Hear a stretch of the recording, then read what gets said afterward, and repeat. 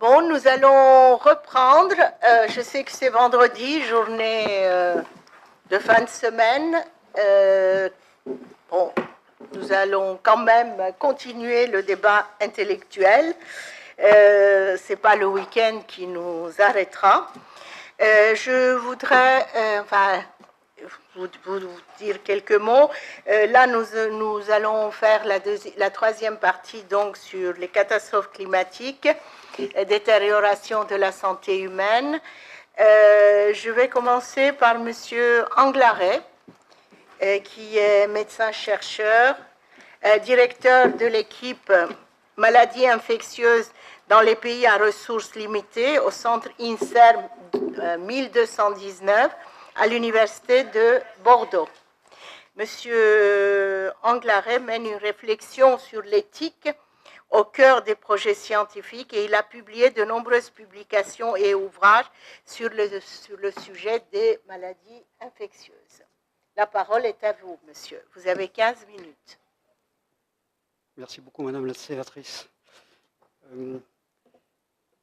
Je vais répondre à une question qui est indiquée sur la diapositive, sur laquelle j'ai travaillé avec un certain nombre de mes collègues de l'université de Bordeaux, d'Abidjan, de Toulouse et de Montpellier. Et je vous dis tout de suite que la réponse va être oui. Ça aurait pu être un débat contradictoire, donc un certain nombre de choses que je vais dire sont un peu subjectives.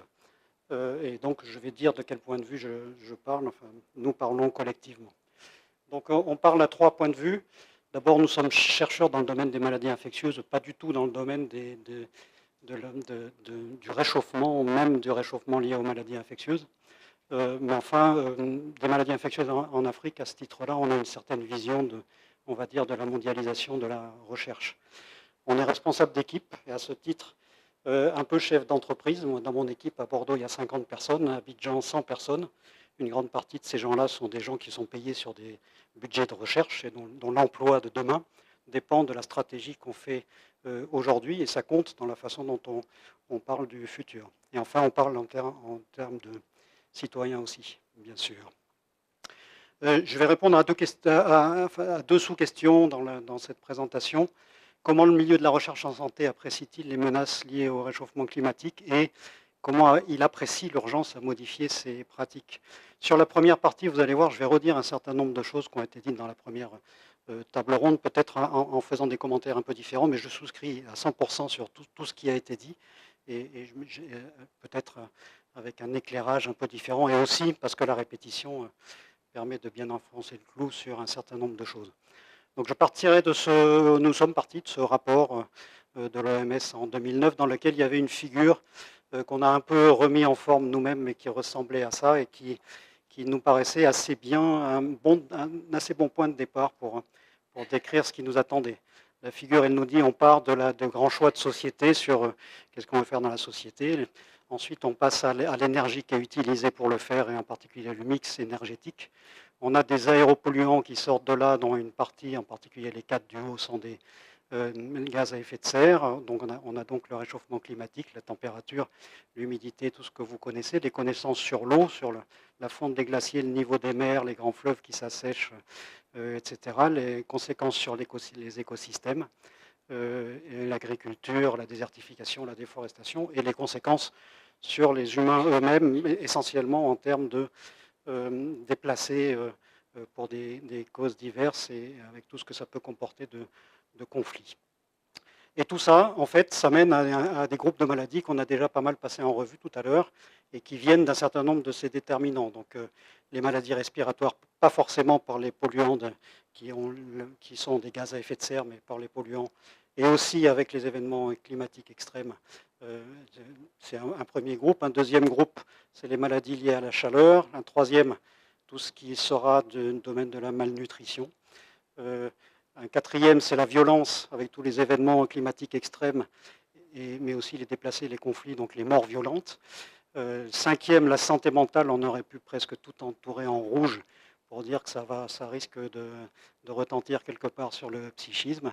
Et la sixième, c'est les maladies infectieuses, avec les maladies à vecteurs, les déplacés, les conclus. Je vais revenir très brièvement parce qu'il y a beaucoup de choses qui ont été dites là-dessus. Mais la première remarque, on voit bien Je vais redire de façon un peu différente ce qu'a dit Emmanuel Drouet tout à l'heure, c'est-à-dire qu'on voit bien les groupes de maladies auxquels il faut s'intéresser en matière de réchauffement. On voit bien aussi l'intrication de leurs déterminants et la difficulté qu'il va y avoir pour le monde scientifique à les rattacher directement au réchauffement climatique. Donc on l'a dit tout à l'heure, il n'y a pas que le réchauffement, il y a tout ce qui se passe à côté dans la mondialisation. Mais c'est important de faire la distinction parce que c'est important de comprendre qu'il va falloir, au milieu de la recherche, des années, peut-être des dizaines d'années, pour bien amener la preuve scientifique que des choses sont liées au réchauffement climatique, même si on en a les prémices et qu'actuellement on le modélise. Donc le niveau de preuve de la modélisation n'est pas forcément extrêmement élevé. Et il va se passer dans ce domaine-là, ça ne veut pas dire qu'on se trompe dans la modélisation, mais il va se passer dans ce domaine-là la même chose qui s'est passée dans la fonte des glaciers, par exemple, où il y a quelques dizaines d'années, le milieu scientifique lui-même était très prudent sur ce qui allait se passer. Et c'est au moment où ça commence à se passer, ça devient très apparent, qu'on a la preuve formelle, mais à ce moment-là, il est trop tard. Donc on est vraiment dans la nécessité de prévenir. Donc les maladies infectieuses, on en a parlé tout à l'heure, les maladies à vecteurs, maladies liées à l'eau et à la nourriture, dans laquelle l'eau elle-même en fait est un vecteur qui transporte des germes ou qui accueille des hôtes, comme par exemple dans le cas de la bilharziose ou toutes les maladies que vous voyez sur la dernière ligne ici. Donc le commentaire, l'équivalent de ce que je viens de dire sur les maladies infectieuses, ça a été dit par Emmanuel Drouet tout à l'heure, c'est que on a les prémices de plein de choses sur toutes les maladies que vous voyez là, sont toutes peu ou prou liées à la chaleur et à l'humidité, pas forcément de façon linéaire, et elles sont liées aussi à tout un tas d'autres phénomènes qui ne sont pas le réchauffement, mais qui sont la mondialisation. Donc, on l'a dit, le moustique tigre est un moustique qui fait du bateau-stop, qui fait de l'autostop, qui est arrivé en Italie, puis en France par des bateaux sur des chargements de pneus, qui est passé de l'Italie en France par plusieurs endroits, y compris par le tunnel de Fréjus, et donc en suivant les axes autoroutiers, etc. Tout ça, c'est des phénomènes qui sont liés, qui aggravent ce qu'on connaît sur le réchauffement, mais qui ne sont pas le réchauffement. Ou autre exemple, le paludisme. Actuellement, on a depuis une centaine d'années une diminution de la zone à risque du paludisme, mais on l'a dit tout à l'heure, le paludisme est aussi monté en altitude à cause du réchauffement climatique, ça c'est très probable. Et pour l'instant, on réfléchit dans les articles scientifiques pour le paludisme en disant actuellement, ce qu'on voit, c'est une diminution de la diminution attendue du nombre de cas par les mesures qu'on prend pour prévenir le paludisme à cause du réchauffement. Autrement dit, c'est un peu compliqué à interpréter, c'est-à-dire que la diminution du nombre de cas par les préventions marche moins bien à cause du réchauffement. Et ça va nous amener dans les années qui viennent. L'OMS, lui, projette maintenant avec des modèles le fait que ça va se voir ensuite sur la mortalité avec un nombre de, je crois que l'OMS dit 60 000 morts par an de plus de paludisme à horizon des années 50. On a vu ça tout à l'heure, ça a été repris dans le rapport du GIEC, et je vais l'interpréter un peu différemment de ce qu'on a vu tout à l'heure. On retrouve les mêmes groupes de maladies, mais classés un peu différemment que ce que classait l'OMS tout à l'heure, donc santé mentale, événements climatiques extrêmes, la malnutrition, les maladies infectieuses, les maladies liées à la chaleur, y compris à la chaleur au travail, et les maladies liées à l'eau et la qualité de l'air. Et donc, dans le rapport du GIEC 2014, c'était interprété comme ça, en 2040, avec un plus 1,5 degré, cette augmentation-là, et en 2080, cette augmentation-là. Là, je n'aurais pas tout à fait la même interprétation qu'Emmanuel Drouet tout à l'heure, c'est-à-dire je ne suis pas sûr que ça vienne du fait que les maladies infectieuses à vecteurs sont plus difficiles à modéliser. C'est vraiment une vision, mais encore une fois, c'est presque une prédiction qu'a le GIEC de qu'est-ce qui va se passer dans ces maladies-là. Et on peut l'interpréter de la façon suivante pour dire que les plus grandes menaces qui nous attendent sont certes les maladies à vecteurs, et ce n'est pas moi qui vais dire qu'il faut s'en désintéresser, mais c'est aussi la malnutrition, les problèmes directement liés à la chaleur, les événements violents, le péril fécal. Et tout ça, ça nous dessine un monde qui est un monde qui ne va pas bien du tout. Et donc il faut le prévenir, ce qui a été dit tout à l'heure dans la question, plutôt que le guérir. Et ça a été aussi très bien dit tout à l'heure, les accords de Paris, en ce sens, sont le plus grand accord de prévention en santé publique qui ait jamais existé. Et il faut vraiment le prendre au sérieux, y compris, si possible, en avoir des plus contraignants. Voilà pour le paysage, mais encore une fois, ça a beaucoup été dit. Ensuite, comment notre milieu, dans la recherche en santé, voit-il l'urgence à modifier ses pratiques de recherche? Alors là, je vais vous dire un peu ce que je vois, moi, autour de moi, et c'est très subjectif. Premièrement, le milieu de la recherche en santé connaît le réchauffement climatique, connaît assez bien le lien entre CO2 atmosphérique et température. Ça ne pose pas de problème si on parle avec les gens, ils connaissent. Ça, c'est un graphique extrait du rapport 2014 du GIEC.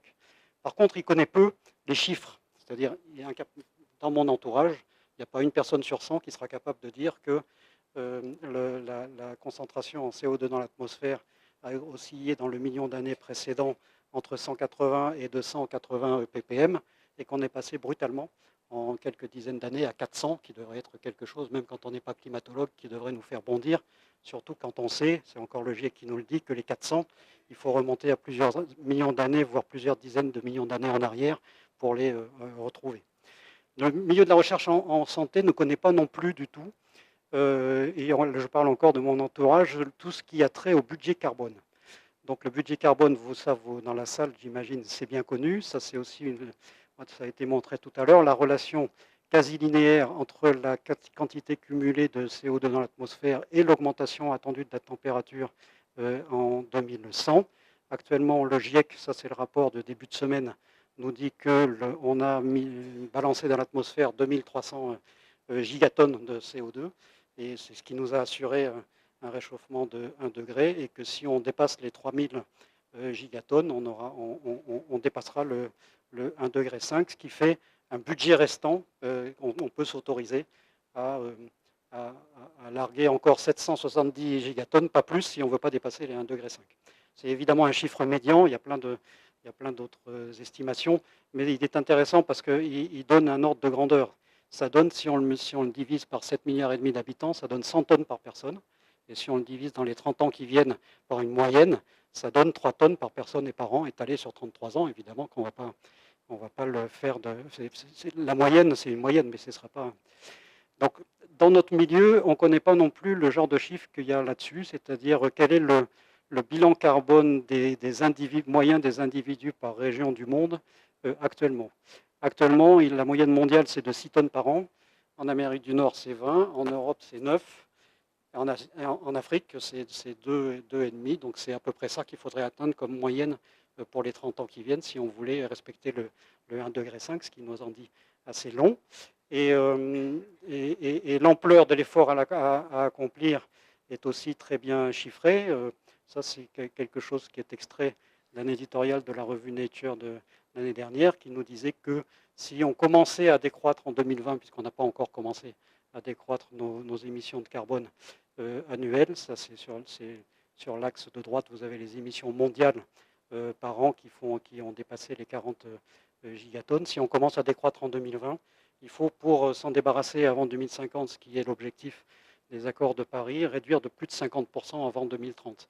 Il n'y a personne dans mon entourage qui est capable de redire ce chiffre-là. Et moi-même, il y a 6 mois, je ne le connaissais pas. C'est pour ça que je me suis intéressé de près. Et ce que j'ai découvert m'a paru absolument stupéfiant. Si on change un peu le budget carbone, on arrive à réduction avant 2035. Ça ne change pas grand-chose. Donc la troisième série de remarques, c'est qu'il y a plus de 400. Avec ces chiffres-là, si tout le monde les connaissait, le bon sens voudrait qu'on arrête immédiatement toute émission. Il n'y a pas besoin d'être climatologue pour ça. La logique budget carbone est une logique de sevrage. Ce n'est pas un brevet d'innocuité de ce qu'on continue à larguer dans l'avenir, c'est qu'on est incapable de s'en passer du jour au lendemain. Donc chaque nouvelle émission est une émission de trop. Et ce sevrage ne peut être que drastique, sinon on n'est pas logique. Et on ne peut pas s'y impliquer si on n'a pas conscience des chiffres, en particulier dans les milieux professionnels. Donc, si on regarde un peu qu'est-ce qui est utile pour diminuer le budget carbone, le bilan carbone, ou pour utiliser ce budget carbone, ce n'est pas très compliqué. Il y a ce genre de publication-là où vous avez en vert toutes les choses les plus utiles. Donc le premier, on a commenté ça dans la presse, avoir un enfant de moins, bon, ça ne concerne pas beaucoup le milieu professionnel. Se passer de voiture non plus. Par contre, le troisième, le plus utile, c'est se passer d'au moins 1 vol transatlantique par an, qui fait à peu près 1,5 tonne de CO2. C'est des chiffres qui sont très faciles à trouver partout. On peut calculer son bilan carbone d'un vol d'avion sur plein de sites internet qui sont tous très bien. Et c'est très loin devant tout ça, les recyclages et les choses comme ça.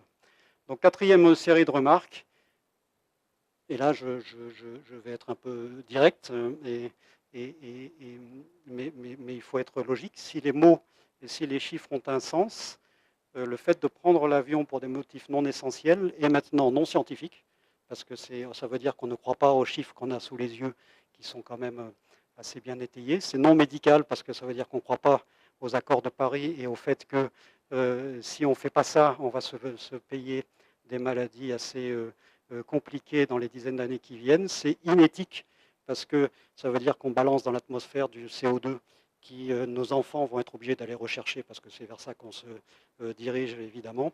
Et c'est inexemplaire, excusez-moi pour le néologisme, je ne sais pas si, je ne crois pas que ce mot-là existe, mais enfin, c'est évident que le milieu scientifique, n'importe lequel, je parle de celui que je connais, mais devrait être le mieux placé pour donner l'exemple dans ce genre de choses-là, parce que sinon, c'est la porte ouverte.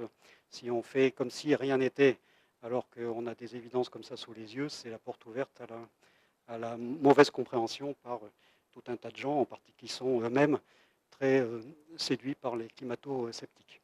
C'est quoi les motifs non essentiels? Dans mon milieu, c'est assez simple. Hein.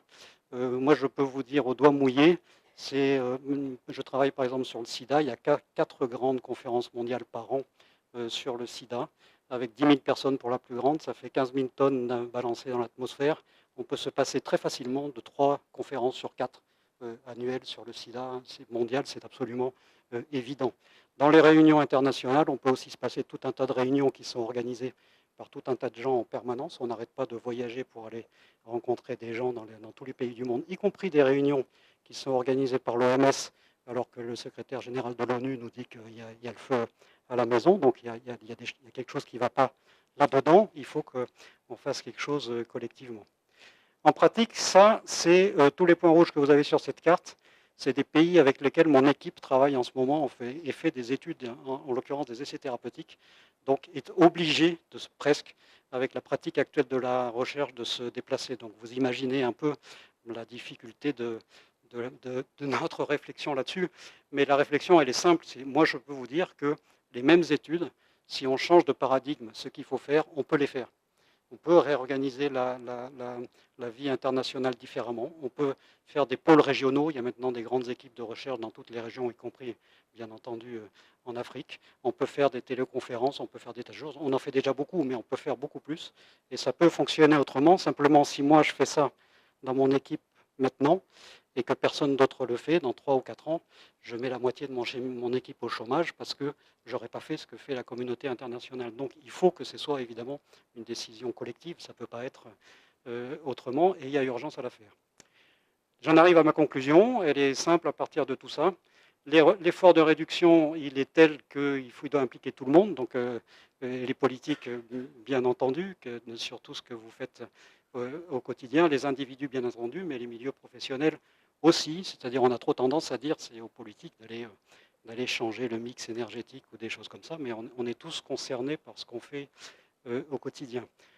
Mon milieu, le milieu de la recherche en santé, doit rapidement réaliser l'ampleur du problème, il y a vraiment de la communication à faire, se mettre en ordre de bataille, participer autant à l'adaptation qu'à la prévention, ça c'est pour la remarque d'Annie Sasko tout à l'heure, et prendre des décisions collectives concernant ces pratiques, parce que si on le fait en ordre dispersé, les gens qui vont le faire vont avoir perdu, et c'est pas comme ça qu'il faut faire. Et donc, forcément, au bout de tout ça, et rapidement, inventer des nouvelles formes de collaboration internationale, et c'est possible, de toute évidence, même si ce n'est pas facile, mais dans un monde qui va être très différent de celui d'aujourd'hui, mais c'est très possible de s'y atteler, en tout cas. Voilà, j'ai terminé, je vous remercie.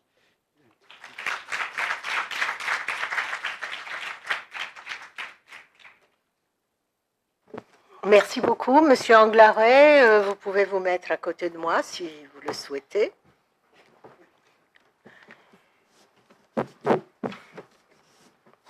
Je passe la parole à Monsieur Robert Barouki, qui est professeur de médecine et de biochimie à l'Université Paris-Descartes, directeur de l'unité 1124 de l'INSERM et directeur du département de biochimie métabolique clinique de l'hôpital Necker Enfants Malades.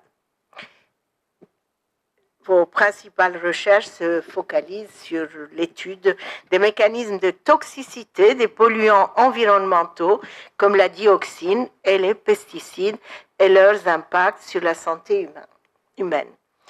Vous êtes l'auteur également d'une centaine d'ouvrages et de publications relatives à la toxicologie et sur les processus biologiques d'adaptation aux expositions toxiques. Bon, si j'ai oublié quelque chose, vous ajoutez. Hein. Déjà, ça fait déjà pas mal, hein. Vous arrivez à faire tout ça? Merci beaucoup, en tout cas, merci pour l'invitation. En fait, mon exposé peut être très bref. Il y a un terme, l'exposome. Si vous avez retenu ça de mon exposé, ce sera déjà très bien. Donc, je vais parler de l'exposome. Je vais aller assez vite sur certaines questions liées au changement climatique parce qu'on en a vraiment beaucoup parlé et on dit tous à tout petit peu la même chose. Donc, vous m'excuserez si je vais un tout petit peu vite sur certaines diapositives. Mais on va essayer de présenter maintenant ce concept d'exposome. Je vais commencer juste par quelque chose que l'OMS, dans une des publications dont on a parlé tout à l'heure, vient de sortir, c'est les origines, donc la part des facteurs de risque dans les différentes pathologies. Et vous voyez que la pollution est quasiment en tout premier. Et ce n'est pas quelque chose que les gens ont l'habitude d'entendre. Donc il faut quand même entendre cela et faire attention. Les pathologies chroniques liées en général à l'environnement, là je ne parle pas spécifiquement du changement climatique, sont multiples, ce sont souvent des pathologies chroniques. Alors ça fait une liste effectivement très longue et qui peut effrayer, et je n'ai jamais dit que l'environnement seul ou les polluants seuls expliquent chacune de ces pathologies, bien entendu que non, il y a beaucoup de facteurs, et c'est ça l'idée, il y a beaucoup de facteurs et il faut essayer d'intégrer l'ensemble de ces facteurs. Les concepts actuels en termes de sources, facteurs toxiques et pathologies sont différents de ce qu'il y avait dans le temps. Avant, au fond, les choses étaient simples. Vous aviez un facteur de risque, là je vais donner l'amiante. Vous avez essentiellement une cible toxique, le mésothéliome. Bon, voilà, c'était simple. Ça paraît simple, mais on a mis longtemps vraiment à y arriver. Et certains d'entre vous connaissent très bien cela. Les choses sont un tout petit peu plus compliquées maintenant, parce que j'ai présenté d'une manière un peu excessive sans doute la multiplicité des facteurs de risque, mais c'est réel. Si vous pensez chimie, il y a plus de 100 000 molécules chimiques qui traînent, et beaucoup plus en fait que nous utilisons. Et puis même les entités pathologiques, on les a subdivisées en beaucoup de sous-catégories. Il n'y a pas un seul cancer, il y a beaucoup de cancers. Même un cancer du sein, il y a de multiples catégories, de sous-catégories de cancers. Donc il faut essayer d'avoir un concept, disons, assez global qui arrive à nous mettre tout ça bien en place. Alors l'exposome, désolé pour l'anglais, mais c'est Chris Wilde qui a été le premier à le définir. Chris Wilde, c'est le directeur du Centre international de recherche sur le cancer, on a parlé tout à l'heure, et donc il a parti du constat suivant. Au fond, dans beaucoup de pathologies, et le cancer en particulier, l'aspect génétique était relativement bien identifié. Ça reste quelque chose qui est sujet à beaucoup de recherches, et d'excellentes recherches, et c'est extrêmement utile. Donc, mais cet aspect-là était relativement bien cerné. En revanche, tout le reste, c'était vraiment le bazar. Les polluants, l'alimentation, les comportements, les infections, tout ça n'était pas mis dans un seul concept. Et donc, il a proposé ce concept d'exposome qui est en fait de dire, voilà, il faut s'intéresser à la totalité des expositions, vie entière, parce que ce qui nous affecte quand on est un fœtus peut avoir des conséquences beaucoup plus tard. L'ensemble des expositions vie entière, c'est très ambitieux comme concept, et je vous le concède. Et ensuite, différents auteurs, là je vais aller très vite, ont chacun apporté sa petite touche. C'est fréquent en science. Chacun veut amener son petit plus. Alors, il y a ceux qui ont parlé d'exposome chimique, quand ils se sont intéressés essentiellement aux produits chimiques. D'autres qui ont dit, attention, exposition, ce n'est pas que la chimie, ce n'est pas que les polluants. C'est aussi, où est-ce qu'on vit, la communauté, est-ce qu'on vit en ville, est-ce qu'on vit à la campagne. Les stress psychologiques, les stress socio-économiques font partie de cela. D'autant que scientifiquement, on trouve de plus en plus maintenant d'effets de ces stress, d'effets qu'on peut voir biologiquement sur un individu. Et puis aussi l'éco-exposome, c'est un petit écho, si j'ose dire, par rapport à ce qu'on a dit tout à l'heure sur EcoHealth, c'est-à-dire la correspondance entre le milieu, les écosystèmes et la santé humaine. Il y a quand même quelques médecins qui s'intéressent à l'environnement quand même. Donc voilà. Donc ça, c'est les différents apports petit à petit des uns et des autres sur l'exposome. Mais là aussi, je vais aller vite.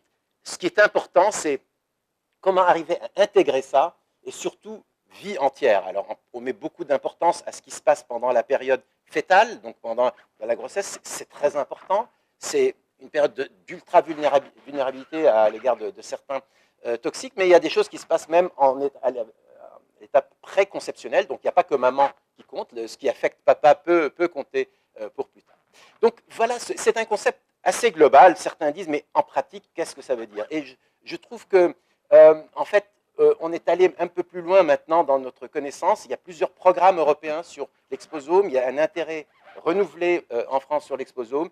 Et il y a des moyens, surtout. Il y a des moyens de détecter d'abord où est-ce qu'on vit. Quel est le type de climat? Donc ça, c'est une information.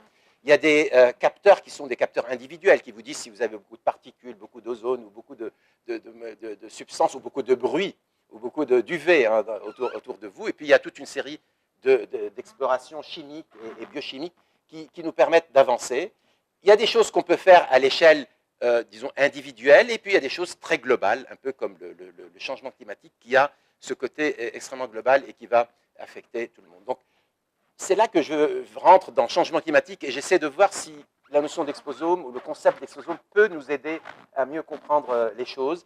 Là, je vais aller assez vite. On a déjà dit tous les impacts sanitaires. Je ne rajoute rien sur le sujet, mais la seule remarque que je fais, c'est que ce sont des impacts relativement communs. Dire maladie cardiovasculaire, c'est fréquent. On n'est pas dans des choses rares. Donc, on a des problématiques où il y a différents facteurs de risque, et pas un seul, et des problématiques sanitaires importantes, y compris quantitativement. Et puis, il y a des effets directs et des effets indirects, ça a été dit. Et surtout, il y a des vulnérabilités, donc la personne âgée, mais aussi les enfants et la période de développement qui est quand même une période de vulnérabilité en général. Juste quelques exemples pour donner une toute petite idée. L'ozone, le changement climatique, ce n'est pas lui qui seul va augmenter la quantité d'ozone. En revanche, il va contribuer à cette augmentation par soit les UV, soit la chaleur, ça augmente cette concentration. Donc, on va avoir plus d'ozone. Les particules, c'est un autre exemple. Là, les origines sont multiples et certainement pas uniquement liées au changement climatique. C'est, disons, le changement global, nos comportements, les particules. Mais particules seules, ça a des effets. Ozone seul, ça a des effets. Mais la combinaison des deux, quand on est asthmatique, quand on a des problèmes cardiovasculaires, c'est des effets encore plus importants.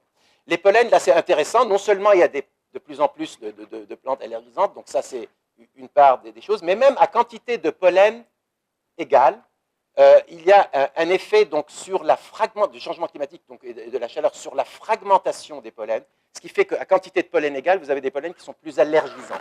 Et donc, vous augmentez les phénomènes. Donc, là aussi, il y a une belle interaction entre différentes causes qui peuvent donner un effet.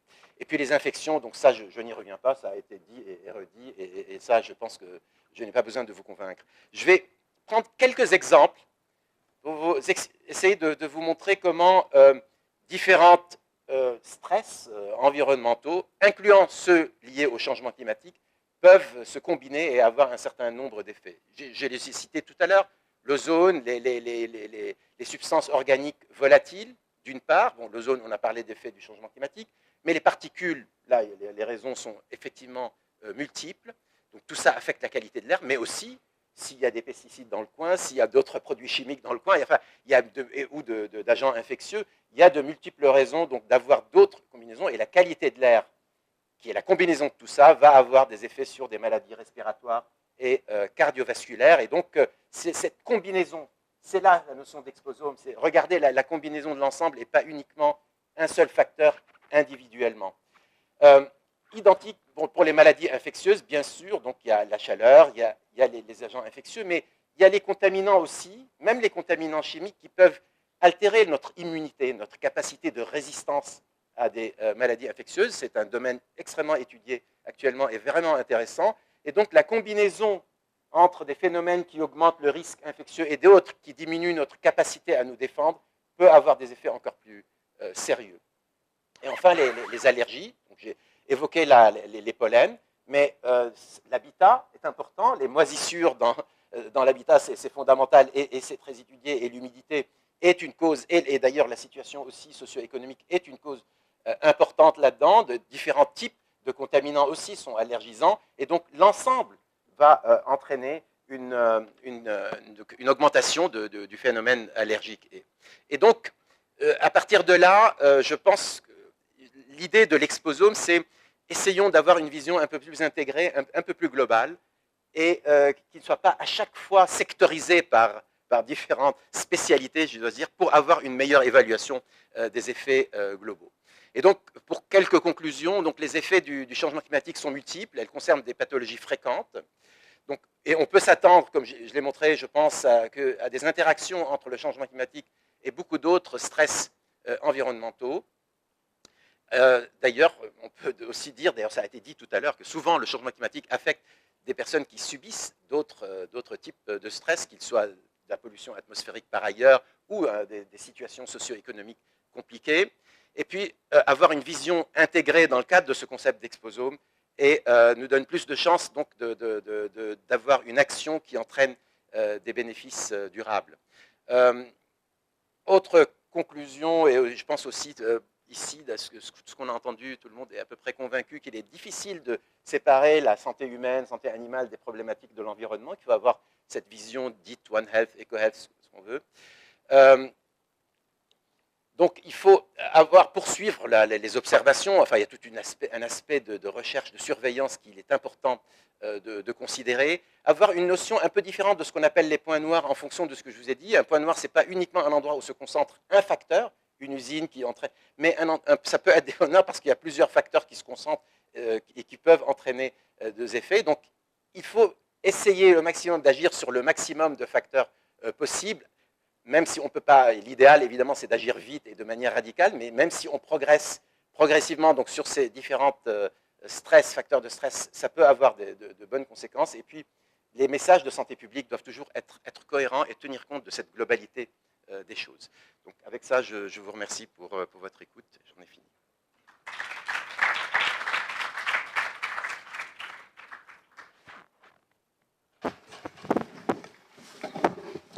Merci beaucoup. Il faudrait qu'on fasse entrer ce mot dans le vocabulaire politique aussi.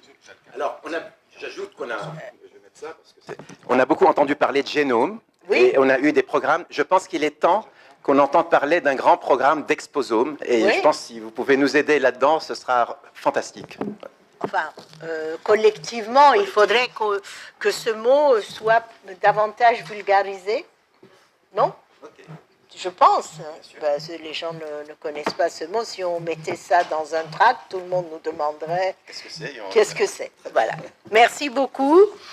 Je vais passer à Monsieur Christian Chidiac, professeur des universités, praticien hospitalier, chef de service des maladies infectieuses et tropicales du Centre hospitalier universitaire de Lyon. Vous êtes spécialiste des maladies infectieuses et tropicales. Vous avez participé à de nombreux groupes de travail auprès du Haut Conseil de la santé publique, et vous êtes l'auteur de nombreux ouvrages et publications relatives à l'infectiologie. Je vous remercie et je vous donne la parole pour une quinzaine de minutes. Merci. Merci beaucoup, Madame la sénatrice, pour cette invitation. Alors, cette première diapositive vous montre très clairement que si à gauche, plus personne ne conteste l'augmentation progressive de la température, vous voyez que la fébrilité s'est jetée également sur les auteurs de publications et qu'entre les années 2000 et 2015, le nombre de publications concernées à ce sujet a significativement augmenté. Alors l'impact des modifications du climat sur les maladies infectieuses est apprécié diversement en fonction de l'endroit où on se trouve. Alors dans les pays en développement, ça fait longtemps déjà que l'on sait très bien que les épidémies de paludisme sont liées aux saisons des pluies, que des épidémies de méningite sont liées aux périodes de sécheresse, le Sahel par exemple, ou que l'augmentation de la température des eaux des océans entraîne des épidémies de choléra. et ce sont des effets majeurs visibles. Dans nos pays développés, ces effets sont atténués parce que la qualité de l'eau, la qualité de l'habitat et l'exposition moindre aux vecteurs font que cela est moins visible et moins préoccupant, en tout cas dans l'esprit des gens.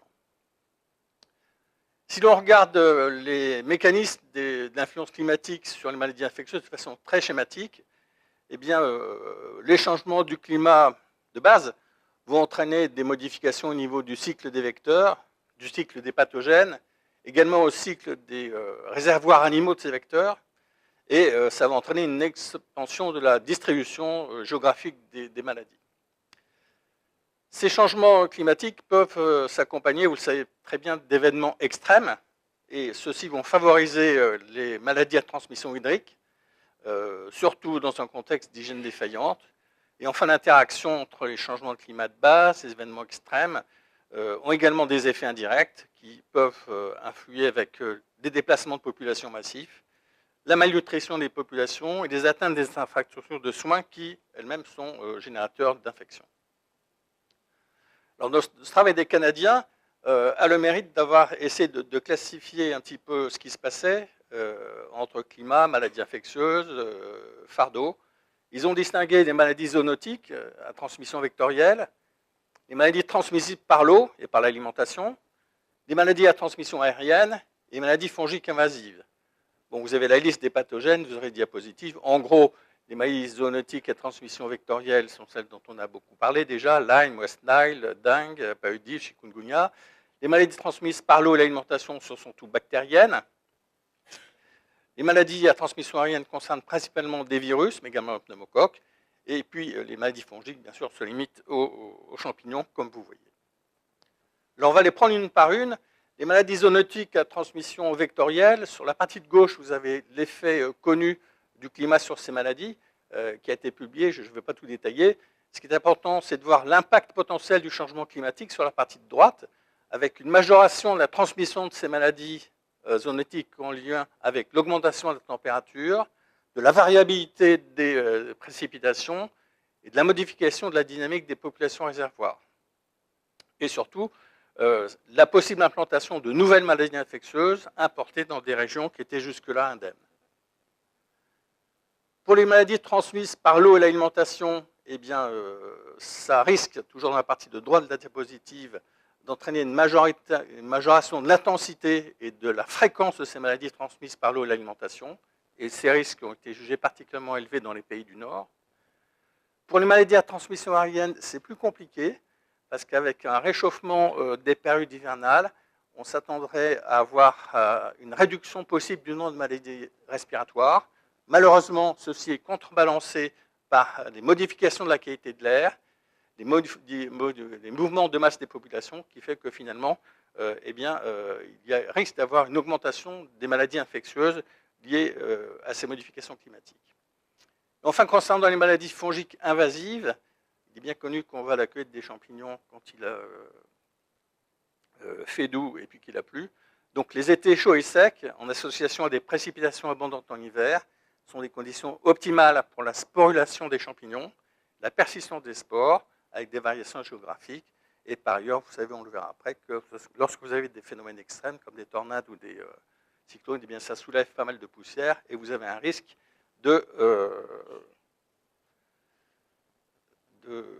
d'infection.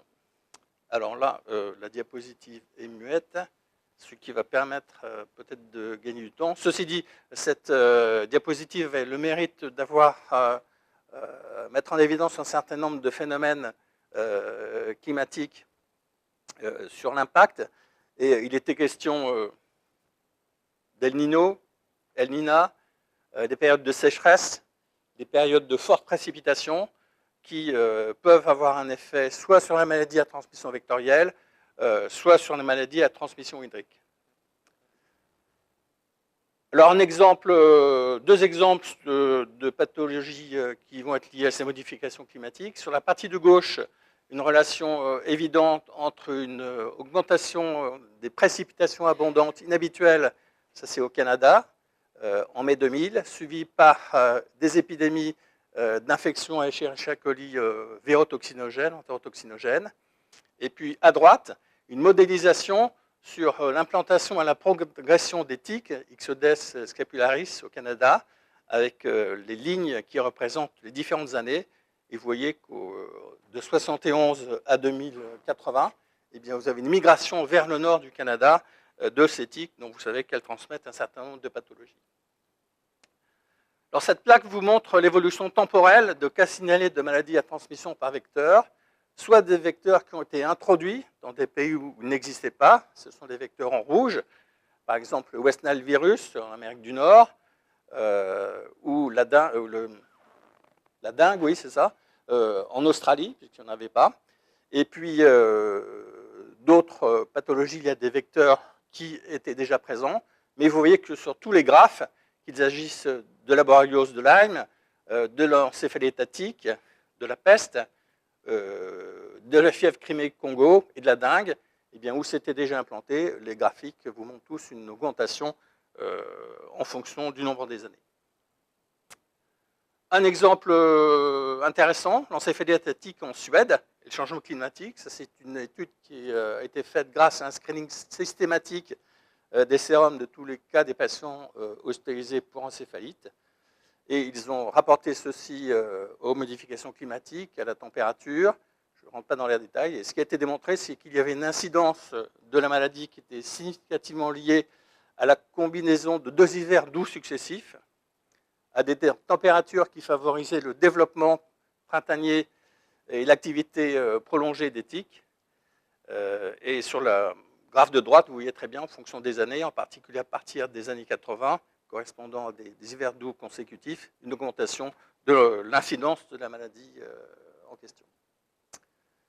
Une autre étude intéressante, en Scandinavie, cette fois-ci, concerne l'implantation et le développement de fièvre hémorragique virale à hantavirus, avec sur la partie de gauche, en fonction des années, des températures qui sont plus douces, et sur la partie basse de la diapositive, le nombre de journées d'enneigement. Vous voyez que la partie bleue correspond aux dernières années, où il y a moins de périodes d'enneigement dans l'année, et vous voyez qu'à partir des années 2006-2007, vous avez une augmentation importante dans 2 comtés différents de ces fièvres à hantavirus en Scandinavie.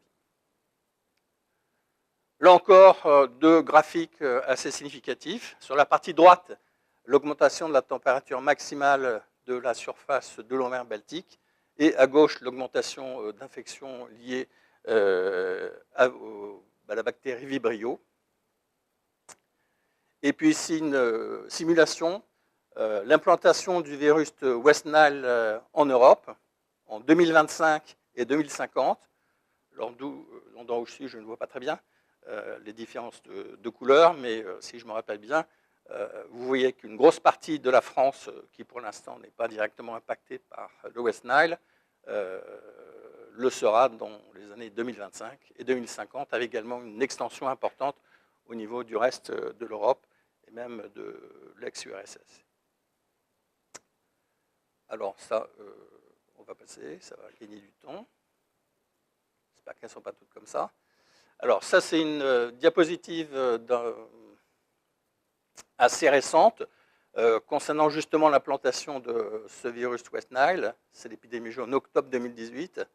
Au 4 octobre 2018, en Europe, 13 017 cas ont été rapportés, en Italie, en Grèce, en Roumanie, 434 dans des pays voisins de l'Europe, 124 décès. Et si on regarde ce qui se passe en France, eh bien, à ce jour, il y a 22 cas autochtones humains confirmés ou probables d'infection à virus West Nile, recensés en région PACA, et des cas équins confirmés dans le Gard et le Corse. Et donc cette situation épidémiologique est exceptionnelle et favorisée par les conditions climatiques. Et donc il y a une surveillance accrue, comme vous le savez, de ces pathologies de la dengue, du chikungunya et du reste. Donc les diapos qui manquaient, ce sont celles concernant la chikungunya, la dengue et le virus Zika. Donc dans le rapport du Haut Conseil de la Santé publique, qui date de quelques années déjà, les agents transmissibles et les autres pouvant être modifiés en France par le changement climatique avaient été listés. Vous les retrouvez ici, on en a déjà parlé dans plusieurs présentations. Vous voyez que la liste est quand même déjà assez longue et préoccupante. Ça concerne des virus, ça concerne des bactéries, ça concerne des champignons qui peuvent avoir un effet direct chez les immunodéprimés ou indirect par les mycotoxines qu'ils peuvent libérer. En conclusion, il me manque des diapositives, mais ce n'est pas grave. Les phénomènes sont intriqués.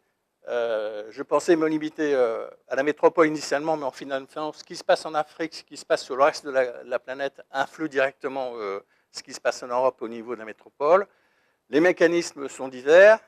Il existe des variations géographiques importantes. Pour les pays du Nord, pour l'instant, la crainte, ça a été déjà dit tout à l'heure, c'est l'implantation et l'extension géographique des vecteurs et également des faunes qui les abritent, le réservoir animal et la diffusion à partir de cas humains importés.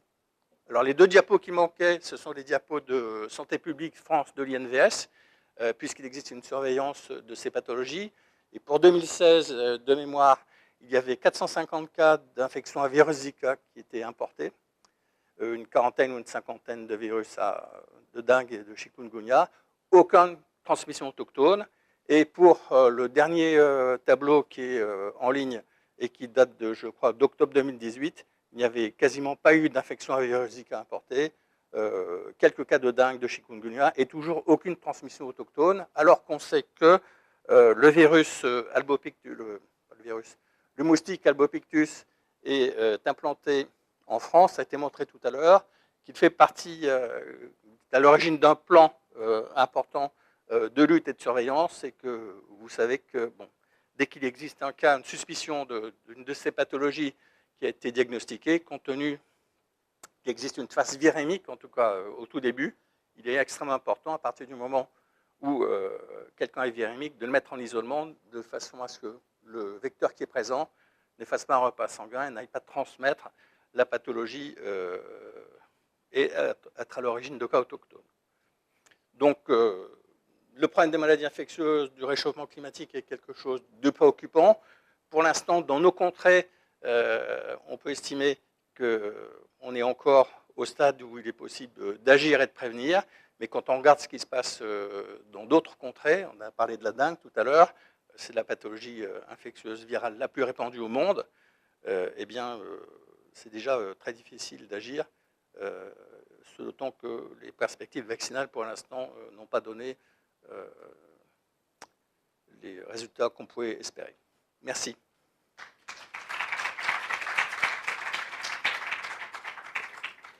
« 13 minutes 50, Madame la sénatrice.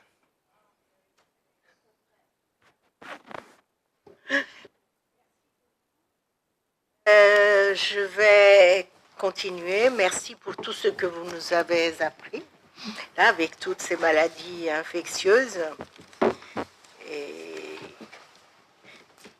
et l'influence qu'aura la diffusion, enfin, l'existence de ces maladies infectieuses en Afrique sur l'Europe. Oui. Il y a un énorme réservoir, pas très loin. Pas très loin, oui. Je n'ai pas osé parler des voyages en avion, mais... allez-y. Allez, on vous donne quelques minutes. Le trafic a explosé. Enfin, on a 7% d'augmentation du nombre de voyageurs internationaux dans les 10 ans à venir. Et en France, on doit être à 136 millions de voyageurs internationaux par an. Donc les maladies sont toutes proches. Oui. Quelques heures d'avion. Quelques heures d'avion. On l'a bien vu avec Ebola qui a beaucoup inquiété, mais qui n'a pas donné de cas transmis secondaires. On n'a pas eu de cas importés en dehors des rapatriements de personnels médicaux, mais d'autres pathologies comme la dengue, comme le Zika ou la fièvre jaune. Par bonheur, les vecteurs ne sont pas très efficaces dans la transmission actuellement chez nous en France. En raison de leur... c'est pas leur climat d'origine. Oui. Il n'y a pas la climatisation de la salle ici, mais il y a il n'y a pas les degrés d'hygrométrie, l'ensoleillement, la chaleur qu'ils ont dans leur région d'origine. Mais ça peut changer. Hein. Avec les canicules, par exemple. Par exemple, où les insectes sont capables de s'adapter aux insecticides, ils peuvent peut-être aussi s'adapter aux conditions climatiques. Je ne sais pas, je ne suis pas expert en la matière, mais C'est apocalyptique ce que vous dites. je ne sais pas, mais ça mérite qu'on fasse attention. Oui, mais on n'en parle pas beaucoup, parce que c'est le côté qui est moins, disons, présent et dans la pensée écologiste. Non, mais c'est important qu'on prenne conscience de cette façon-là. Parce qu'on pense que toutes ces maladies sont dans d'autres pays, sont en Afrique, sont en Asie, etc. Oui, je pense que ça, c'est une erreur, mais il n'y a pas que les écologistes qui font cette erreur. Hein. Ce qui est très loin ne concerne pas. Et je me rappelle, puisque je l'ai vécu, au début de l'épidémie de sida, c'était pareil. L'Afrique, c'était très loin. Et il a fallu quelques temps pour que les gens se disent que s'il n'y avait pas une prise en charge et une prise en compte de cet immense réservoir viral qui était en Afrique, eh bien, c'était pas très, très malin de s'intéresser uniquement aux pays du Nord. Et donc, il y a des programmes qui ont été développés. Collègue de gauche on a parlé tout à l'heure, mais actuellement, il y a des traitements, il y a des protocoles, il y a des molécules à coût moindre qui ont été mis à disposition et il commence à y avoir quelques résultats sur le traitement de l'infection, la maîtrise de l'infection à VIH en Afrique. Et de nouveau, je vais passer à Monsieur Mathieu Schuller.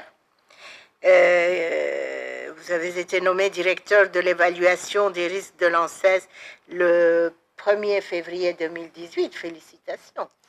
Vous êtes ingénieur des mines, directeur de la stratégie au sein de l'Institut de radioprotection et de sûreté nucléaire depuis septembre 2011. Vous pilotez des travaux d'expertise et vous impulsez des orientations stratégiques à l'agence en matière d'évaluation des risques sanitaires. Mais en même temps, votre connaissance des enjeux sociétaux en matière de santé et environnement vous a permis de mener d'importants travaux sur les risques liés à la santé des hommes et notamment des végétaux. Mais aujourd'hui, vous allez nous parler plutôt, n'est-ce pas, des impacts du changement climatique en matière de santé au travail. Alors, c'est aussi un aspect tout à fait original. On n'y pense pas, mais c'est très important. Enfin, nous, les politiques, je ne parle pas des savants. Alors, écoutez, nous allons vous entendre avec beaucoup de sérieux et d'intérêt. Merci. Allez-y. Merci, Madame la sénatrice. Merci pour cette invitation. Je vais essayer de nous tenir encore en haleine pour cette dernière intervention avant le débat de clôture. Donc, juste quelques instants, l'ANSES, c'est une agence de sécurité sanitaire qui effectivement travaille dans un champ très large, qui va de la santé alimentation, santé environnement, santé travail, santé animale et santé végétale. Donc d'ailleurs, c'est ce qui nous vaut d'avoir également 5 tutelles pour cet établissement public et la particularité de travailler sur l'ensemble des typologies de risques à l'exclusion des rayonnements ionisants qui sont effectivement traités par l'IRSN où j'étais avant. Donc chimie, risques chimiques, biologiques, physiques, même une composante également, on essaie de rentrer plus en plus dans le domaine des risques psychosociaux, notamment par rapport à la problématique d'exposome qu'expliquait tout à l'heure Robert Barouki. Nos métiers au sein de l'ANSES, ils tournent tous autour des connaissances scientifiques qui ont trait à ces différents risques. Et ça va effectivement de la recherche et des références dans nos laboratoires, du financement de la recherche. On a un petit appel à projet dans le domaine de environnement, santé, travail, qui traite assez directement de ce type de sujet. L'expertise, qui finalement est un travail de récolte et d'assemblage de ces connaissances. Et pour cela, on le fait à travers des groupes d'experts, des collectifs d'experts, qui est une des marques de fabrique du travail de l'agence. Et puis on a également un certain nombre de dispositifs de vigilance et de surveillance dans le domaine des pathologies professionnelles, dans le domaine de la nutri-vigilance. Et c'est très important dans le domaine des risques de ne pas uniquement faire de la prévision, mais également d'être capable de capter les signaux qui peuvent être avant-coureurs d'éléments importants. Cette expertise scientifique sanitaire, nous la mettons donc en œuvre dans le domaine de la sécurité alimentaire, sécurité environnementale, et toujours dans un dispositif global de gouvernance des risques, puisque finalement cette évaluation scientifique des risques, elle sert aussi bien au pouvoir public, aux gestionnaires de risques, qu'également aux citoyens ou à tous les acteurs qui veulent à un moment donné agir, et je pense qu'effectivement, de ce que j'ai entendu des débats, il y a une claire volonté d'action autour de cette thématique, notamment du réchauffement climatique. Évidemment, on saisit l'ANSES lorsque les enjeux scientifiques sont importants, pas lorsque les connaissances sont évidentes, et on mobilise pour ce faire, effectivement, on s'efforce, le meilleur état des connaissances actuelles. Et pour cela, on travaille effectivement en mettant en œuvre les principes de l'expertise sanitaire, la compétence que l'on conjugue encore une fois au collectif, en mettant autour d'une table des collègues issus du monde universitaire, des EPST, en travaillant bien entendu, en veillant à l'indépendance de ces experts, ça c'est l'analyse des liens, et en laissant place au contradictoire, puisque finalement la science se construit dans ces débats, et ce qui ne nous empêche pas de conclure. Alors, comment est venue cette expertise dans le domaine de la santé au travail? Tout simplement, c'est une demande qui est issue initialement du ministère du Travail, du ministère chargé de la Santé et de la Prévention et de l'Environnement, dans le cadre du plan national contre le changement climatique dans sa première mouture.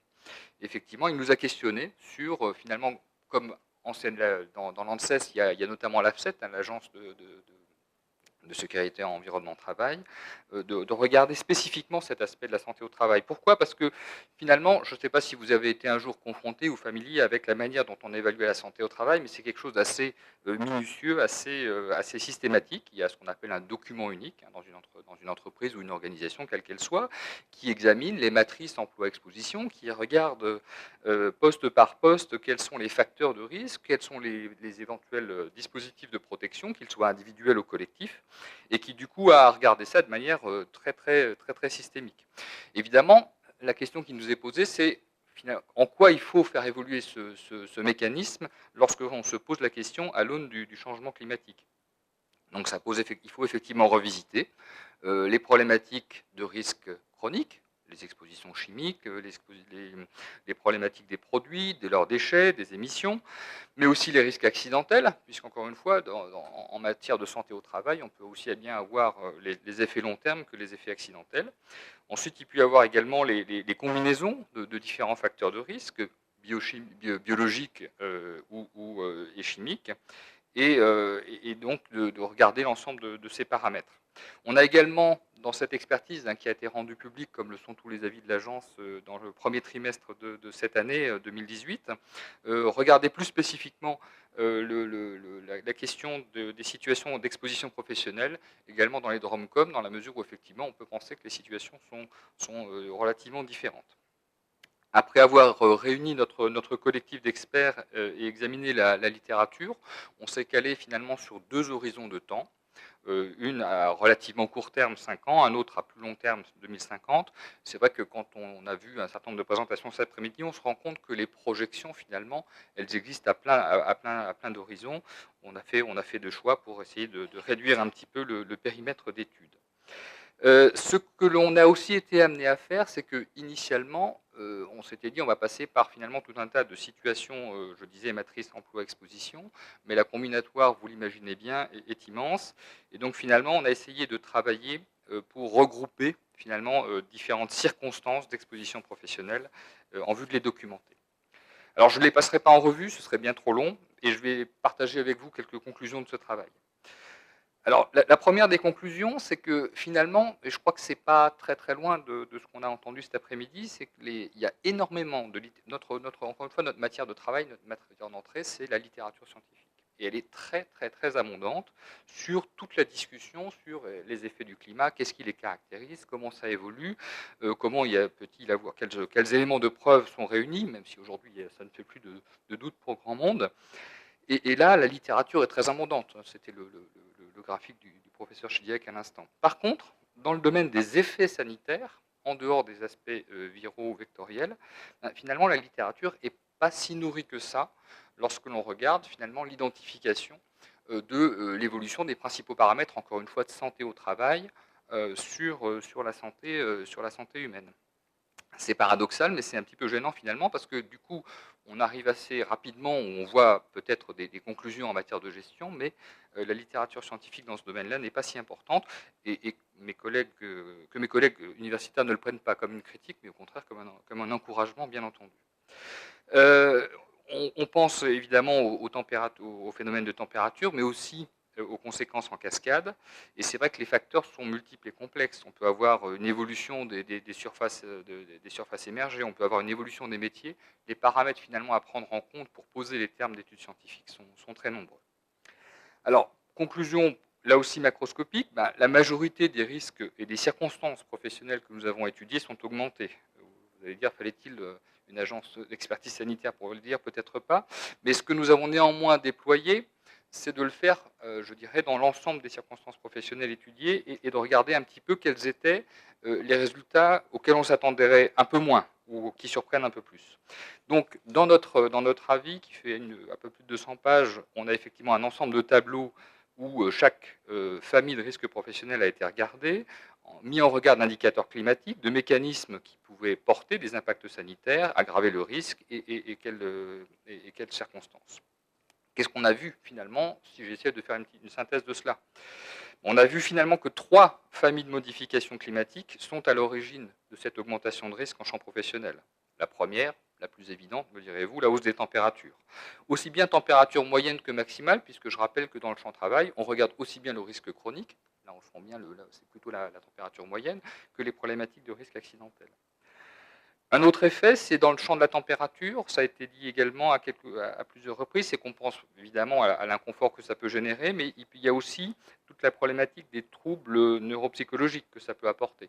On imagine assez facilement en quoi une baisse de la vigilance dans le champ professionnel peut être source d'augmentation, notamment de risques accidentels.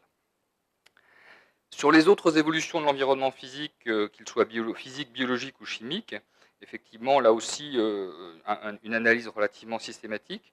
Et on a parfois rencontré sur ce chemin quelques faux amis. Je vais donner un exemple.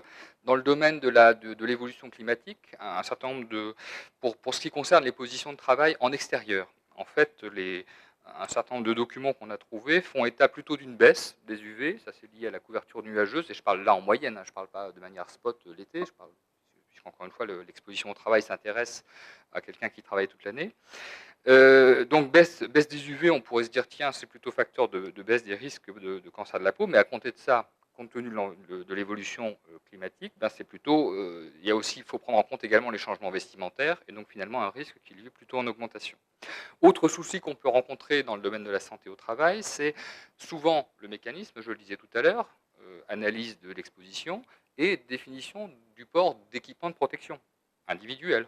Et là, on sent bien également que le fait d'être confronté à une augmentation de température peut à un moment donné rendre non pas inefficace, mais importable un certain nombre de dispositifs de protection, que ce soit des masques ou des combinaisons. Lorsque les températures augmentent, ça devient juste impossible à gérer. Et enfin, mais ça c'est moins surprenant, il y a effectivement la prise en compte du croisement d'augmentation de risques biologiques professionnels. On a parlé d'allergies et de phénomènes infectieux.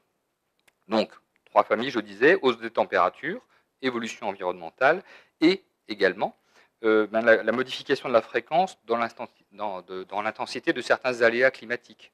Un certain nombre de professions peuvent effectivement font de leur métier la gestion de ces aléas. On peut penser aux pompiers, on peut penser aux forces d'intervention. Le fait d'avoir des aléas climatiques en nombre accru, ça va peser sur la charge à la fois physique mais aussi psychologique pour des gens de ce type-là.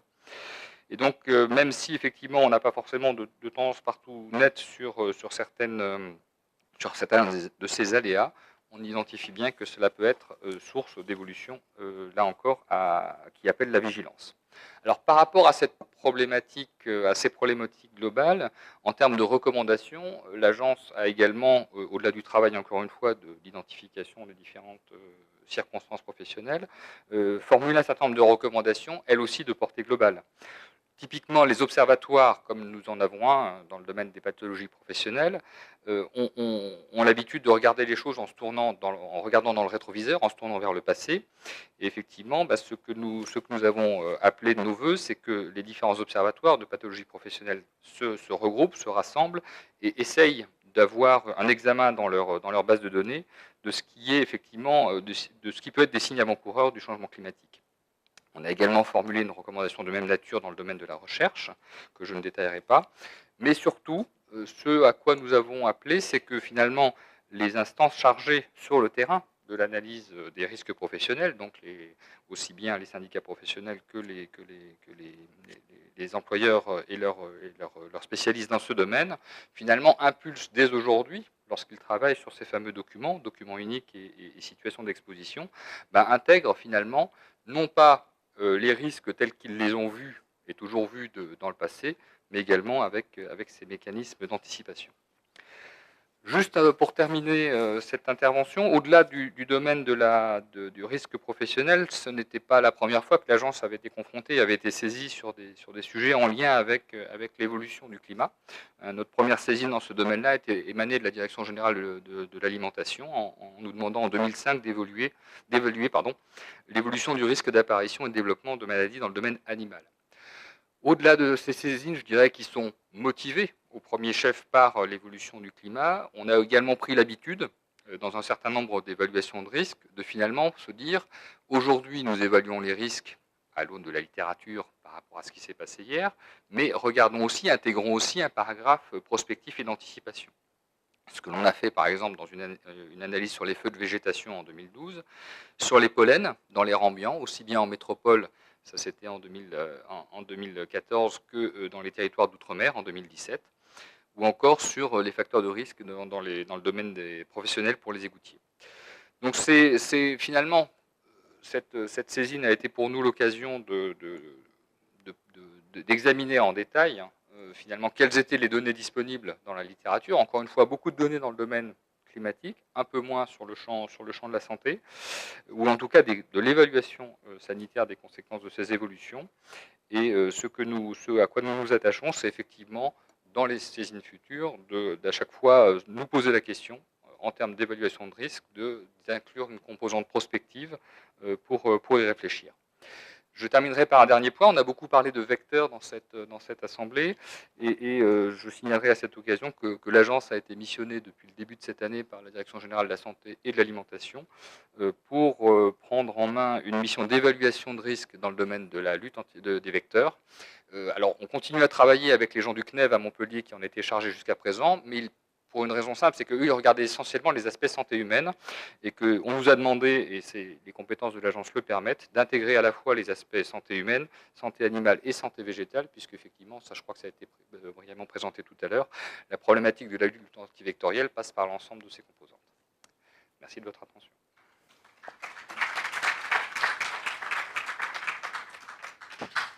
Merci beaucoup pour cet angle de recherche. Vos conclusions nous interpellent, n'est-ce pas? Enfin, c'est aussi, comme je l'ai dit au début, juste avant que vous nous preniez la parole, c'est aussi un aspect que nous négligeons souvent, par méconnaissance, je suppose, et qu'on parle souvent de l'amiante, mais pas du reste. Ici, nous avons fait plusieurs textes qui n'ont pas abouti vraiment, mais en tout cas, ça a été un des combats des écologistes pendant les 6 années que nous avons passées ici lors de notre dernière élection. Merci beaucoup. Peut-être on va passer, là on a un peu le temps, on peut peut-être poser des questions, échanger tranquillement. Voilà. Oui, bonjour. Sophie Rigard. J'ai une question sur ce qui concerne la gouvernance. Pour vous, est-ce qu'aujourd'hui, en termes de pilotage d'une politique de santé environnementale au niveau national, est-ce que ça vous paraît suffisamment bien justement piloté, cadré? Est-ce qu'on peut juger suffisant et satisfaisant la répartition des tâches entre le ministère de la Santé et le ministère de la Transition écologique? Et on parlait de l'introduction du concept d'exposome dans la loi. Il me semble que ça a été fait par la loi de 2016, la loi Touraine. Est-ce que c'est symbolique? Est-ce que ça a donné lieu est-ce que ça a fait avancer les choses? Monsieur Barouki, vous parliez de moyens qui sont mis sur ces politiques. Justement, en termes de recherche, par exemple, sur l'exposome, est-ce que vous avez des chiffres peut-être à nous donner? Peut-être, je serais intéressée de savoir aussi sur les perturbateurs endocriniens. Peut-être que Monsieur Schuller de l'ANSES, vous pouvez nous dire, parce que Madame Poisson a annoncé l'année dernière que plusieurs millions d'euros seraient mis en plus sur la recherche sur les perturbateurs endocriniens. Et je ne sais pas trop comment on peut retrouver la vérification dans les faits. Voilà, juste votre ressenti sur cette question du pilotage et d'une réelle politique publique interministérielle, à mon avis, du fait de la transversalité des enjeux sur la politique, sur la santé environnementale. Merci beaucoup.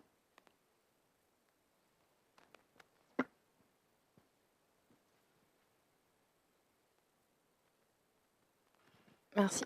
Alors moi, je voudrais revenir sur la notion de compétition et comment agir quand on est dans un environnement concurrentiel. Donc c'est ce que avait commencé à évoquer le docteur Anglaret sur le fait que donc si nous scientifiques on commence, il faut que tout le monde joue le jeu pour pas qu'on perde la course scientifique qui, avec l'excellence et voilà, on finance en gros les meilleurs chercheurs.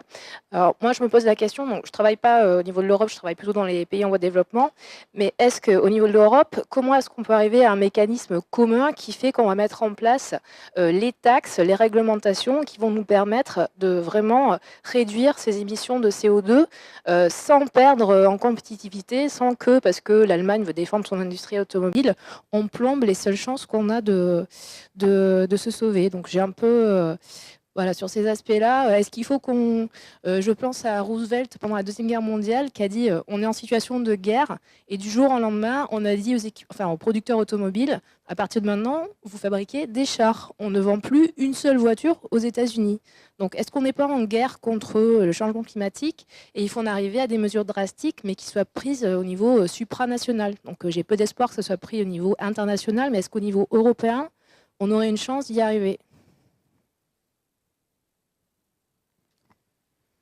Bonjour, je suis là. Toujours pour faire écho à ce que vient de dire Madame, on parle beaucoup du CO2. Est-ce que les nouvelles technologies de l'information et de la communication seraient une des causes de ce réchauffement et est-ce qu'on pourrait les inscrire au même titre que d'autres facteurs dans la vision exposome du réchauffement climatique ?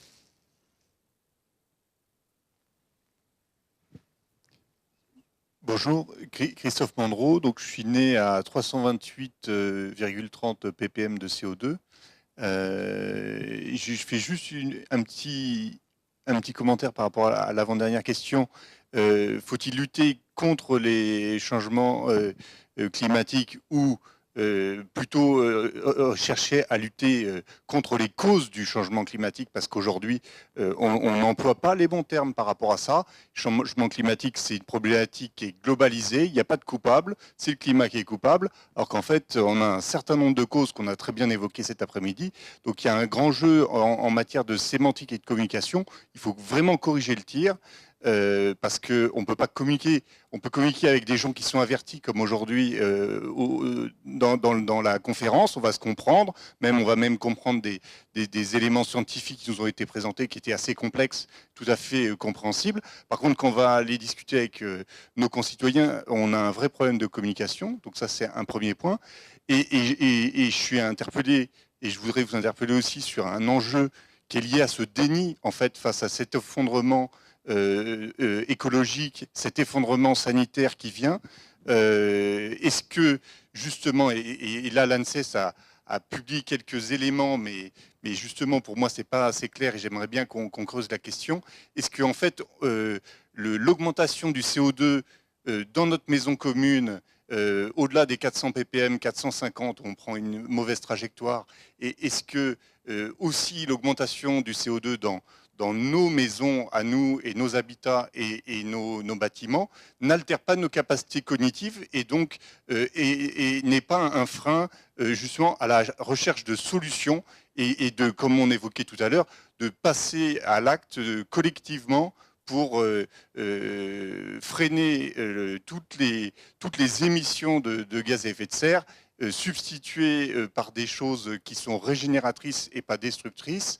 Voilà, donc peut-être mon propos est un peu trop complet, mais la question c'est une question, en tout cas aux scientifiques, et j'aimerais avoir un éclairage si c'est possible. Est-ce qu'on n'a pas aussi des enjeux cognitifs associés au CO2? Est-ce que c'est pas une façon de communiquer est-ce qu'il n'y a pas aussi un enjeu sanitaire qui n'a pas été évoqué là, qui est l'impact du CO2 sur nos propres capacités cognitives, psychomotrices et aide à la décision, que j'ai lu dans un papier de l'ANSES il y a quelques semaines à peine. Merci.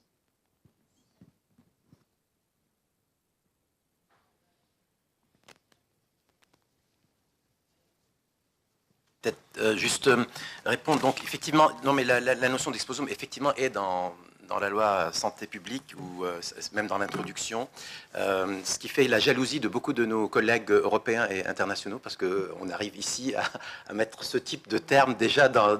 Et je pense que c'est important qu'on dise qu'on est un peu exemplaire sur ce plan-là. Maintenant, la traduction, elle ne va pas être immédiate parce que il faut reconnaître c'est assez complexe, c'est un peu touffu et il faut ensuite traduire ça vraiment en pratique. Et en termes de recherche, à l'INSERM, il y a un intérêt vraiment grandissant. Il y a plusieurs équipes INSERM maintenant qui sont sur ce sujet.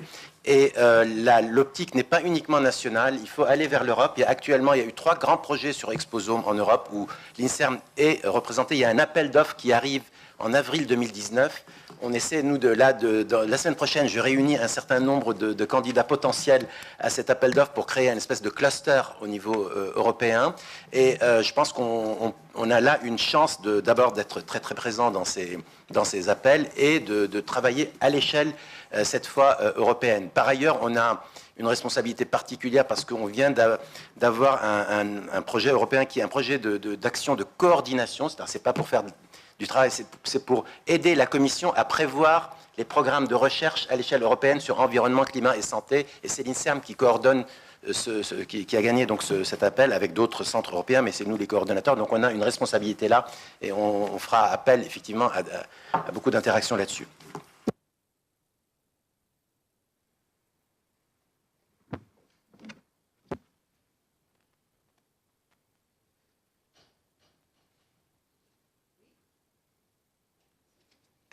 Oui, merci. Moi, je voudrais rebondir sur deux remarques. Celle de la question de la compétition et du niveau européen. Je pense que c'est une bonne question. Je ne la poserai pas tout à fait comme ça. Il faut tous les niveaux. Il faut les niveaux nationaux, il faut les niveaux européens, il faut les niveaux internationaux autres.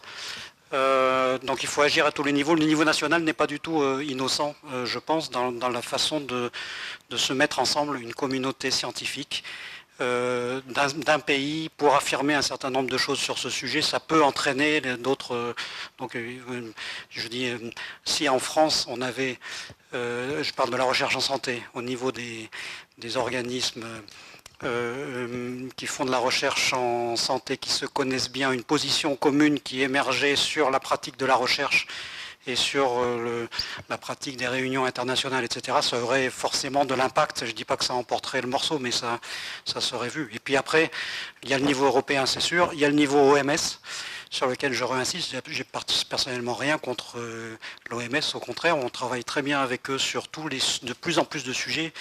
Il y a un professionnalisme de la coordination de recherche internationale qui s'est nettement installé au cours des dernières années, dans lequel l'OMS est souvent leader d'un certain nombre de grandes luttes. On le voit actuellement, par exemple, pour Ebola ou pour la fièvre de Lassa ou des choses comme ça. Mais simplement, il y a une espèce de lancée des 30 dernières années qui fait qu'on s'est tellement... On a atteint un tel niveau international, justement, c'est pas forcément la compétition le problème, c'est de pratique, de collaboration internationale, de voyage, d'échange, de plein de choses qui ont produit des bonnes choses qu'on a beaucoup de mal à imaginer que les 30 années qui viennent ne vont pas rassembler aux 30 années précédentes en la matière. Or, c'est ça qu'il faut arriver à faire. Moi, je suis sûr que si l'OMS, qui est quand même un organisme de l'ONU, se mobilisait là-dessus en disant on arrête les réunions internationales, sauf absolument en avion, sauf absolument nécessaire. Par contre, on met le paquet pour organiser des téléconférences, etc. Et c'est la position de l'OMS, ça changerait énormément de choses. Donc il faut agir à tous les niveaux. Et sur la question d'éthique, enfin de systèmes d'information et de la consommation, il y a des choses qui sont publiées régulièrement et qui sont inquiétantes, qui parlent du bilan carbone du numérique, qui est évidemment très lié à la production de l'électricité à l'endroit où se trouvent les data centers, ou enfin où se trouvent les endroits où se consomme de l'électricité pour le numérique. Donc si c'est dans des endroits où l'électricité vient des centrales à charbon, c'est sûr que ça a un bilan catastrophique.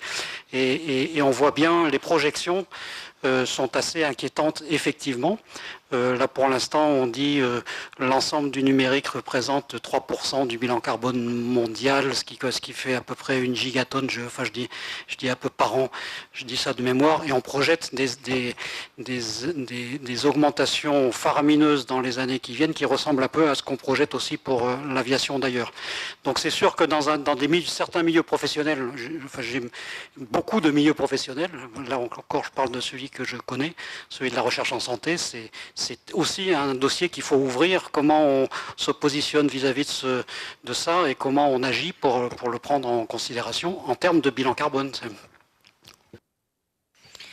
Quelques éléments de réponse aux questions santé, environnement et air intérieur. Donc aujourd'hui, effectivement, alors je ne pense pas qu'on soit bien qualifié pour évaluer la qualité de la coordination DGS, DGP. En tout cas, il y a un certain nombre de plans nationaux qui existent. Actuellement, c'est le plan national santé-environnement, troisième du nom, qui est à l'œuvre. Quelques éléments de réflexion dans lesquels finalement nos débats de cet après-midi m'inspirent, c'est que typiquement on voit qu'il y a encore des rapprochements à faire. Aujourd'hui, dans le suivi du PNSE 3, et je pense que le professeur Barouki pourrait en parler aussi bien que moi, on traite d'un côté des problématiques d'évolution de qualité de l'air et les transports ailleurs. Or, à l'évidence, je pense que l'après-midi l'a mis en avant. Il faut le traiter, il faut les traiter ensemble. Mais c'est justement, on est à la transition entre le PNSE 3 et sa version suivante, 4, si elle voit le jour. Et je pense que c'est typiquement le genre de leçons à prendre en compte dans la construction du suivi de ce plan national santé-environnement. Question précise à propos des perturbateurs endocriniens. La deuxième version de la stratégie nationale perturbateurs endocriniens, effectivement, est en cours d'élaboration par les mêmes ministères. L'ANSES y est évidemment très, très engagé dans la réalisation de cette stratégie nationale, puisqu'on avait été précurseur dans le signalement et l'évaluation du poids des preuves scientifiques sur le bisphénol A. On continue de manière déterminée à évaluer régulièrement des substances sur leur potentiel de perturbation endocrinienne, et on continuera bien entendu dans cette voie sur la SNPE2. Vous avez posé une question précise concernant le financement. On a effectivement eu, au-delà du Programme national de recherche environnement santé travail, pour lequel on a un budget d'environ 6 millions d'euros par an, un complément en 2018, qui était lié à une décision conjoncturelle d'augmenter de 2 millions d'euros pour qu'on puisse inclure des questions à la recherche dans le domaine de la perturbation endocrinienne, et on a effectivement eu des réponses et des propositions dans ce sens-là. Donc normalement les résultats de l'appel seront connus dans les prochaines semaines, et on a eu une deuxième enveloppe du même montant pour l'année 2019. Par contre, au-delà, je n'ai malheureusement pas de visibilité. Ceci étant, l'agence avait soutenu, et c'est déjà une bonne chose, qu'effectivement une opération de ce type-là, de questions à la recherche sur un phénomène aussi complexe et fondamental que la perturbation endocrinienne, ne peut pas trouver de réponse satisfaisante si c'est en une fois que ça se joue. Dernière réponse très rapide, qualité de l'air intérieur. Donc effectivement, ça fait partie des missions de l'ANSES d'émettre régulièrement des valeurs guides sur la qualité de l'air intérieur. On a effectivement, je pense, travaillé à un moment donné sur est-ce que le CO2 devrait être ou pas doté d'une telle valeur guide. Très honnêtement, je pense qu'il y a eu, et c'est ce qui figure sur le site, des identifications de documents ou de papiers scientifiques qui suggèrent des pistes, mais ce que l'ANSES a dit à ce jour, c'est qu'elles ne sont pas suffisantes pour statuer sur ce champ-là. A contrario, il y a bien entendu des champs de préoccupation dans la qualité de l'air intérieur, notamment tout ce qui est lié aux produits soit d'ameublement, soit aux produits que l'on achète et qui ont des dégagements, à mon avis, dont les conséquences toxicologiques sont bien plus importantes que celles du CO2. Je peux rajouter quelque chose sur les perturbateurs endocriniens. Bon, l'Europe fait des choses, donc il y a eu un appel d'offres européen, il y a 50 millions qui ont été mis par l'Europe là cette année, donc qui ont été distribués. Il y a eu 8 projets qui ont été qui ont reçu des fonds. Le but, c'est de développer des tests pour les perturbateurs endocriniens. Donc, à nouveau, l'INSERM est un des coordonnateurs d'un de ces 8. Et il y a plusieurs équipes françaises de tous organismes, hein, INSERM, INRA, CNRS, je pense l'ANSES aussi, donc qui sont impliqués là-dedans. Donc là, il y a quand même un mouvement qui est favorable pour financer ce type de recherche à l'échelle européenne.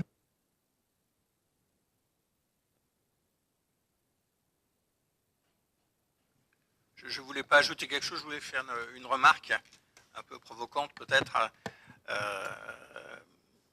pas d'un scientifique mais d'un citoyen de base qui travaille sur plusieurs sites. Si on me dit terminer la voiture, je dis ok, c'est une bonne idée, mais ce que j'aimerais, c'est pas montrer, si j'habitais à Paris dans un RER qui n'a pas changé depuis 72, lorsque M. Pompidou l'a inauguré, ou si j'étais à Lyon, que je ne sois pas obligé d'attendre 20 minutes en pleine journée un bus qui n'arrivera pas et qui va me faire perdre un temps fou puisque j'ai à me déplacer dans 4 sites différents dans la même journée. Et je crois que pour la réflexion sur les transports, les voitures, elle doit être assortie d'une volonté ferme d'améliorer de façon significative les transports en commun, les rendre convenients, pratiques, et donner aux gens l'envie de les utiliser. Quand je vois certains transports en commun en France, comparés à d'autres pays européens, je me demande des fois si on n'est pas un petit peu en retard. Merci. Bon, écoutez, vous prenez la parole. Oui ?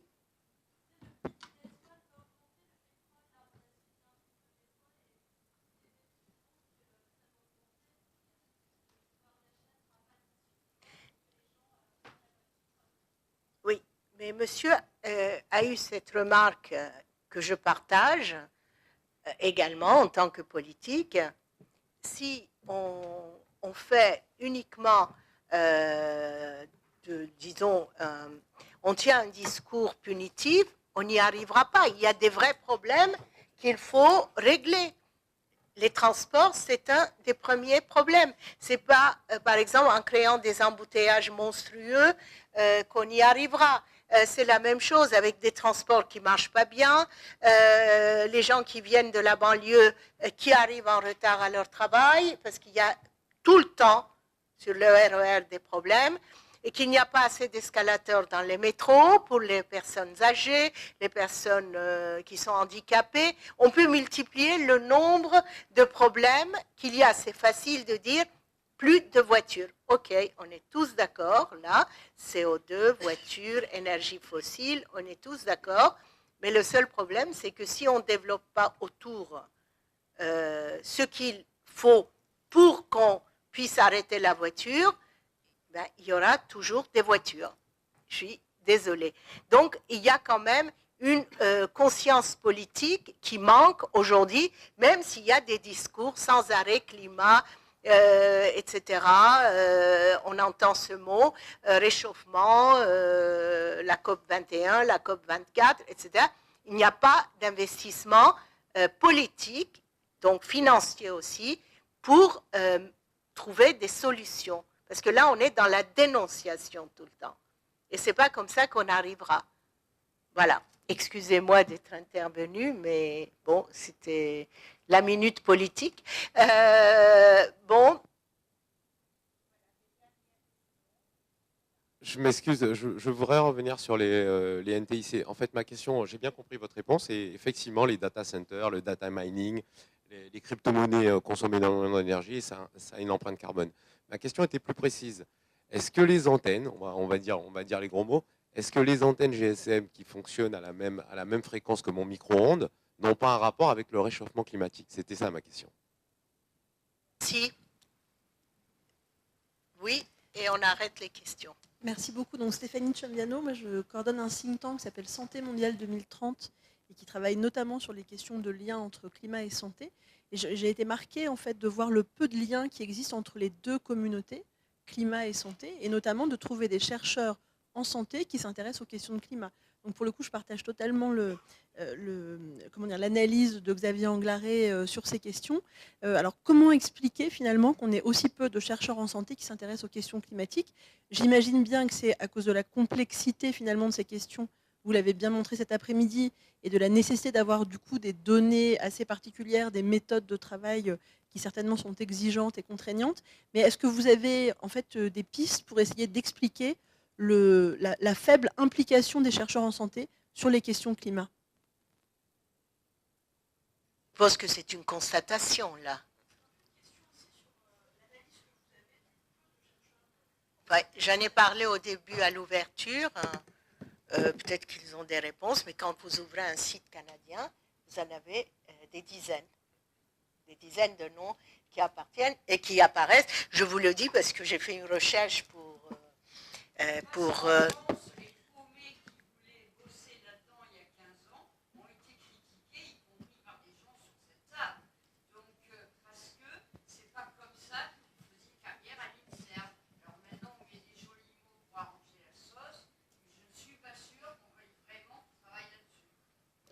Bon, ben écoutez, vous avez donné la réponse, voilà, elle vous a répondu, peut-être qu'il y a d'autres réponses.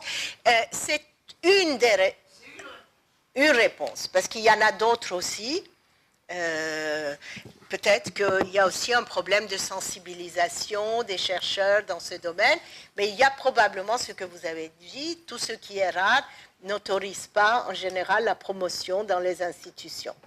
Voilà, écoutez, répondez, ce n'est pas à moi de répondre, ce n'est pas mon sujet. Oui, Et monsieur veut poser une question et on va arrêter, s'il vous plaît, parce que... Déjà, j'en profiterai pour répondre à une autre question d'avant. Je ne crois pas que la réponse soit dans le fait que le CO2 donne des troubles cognitifs tels que ça donne le déni du réchauffement climatique, qui était un peu votre...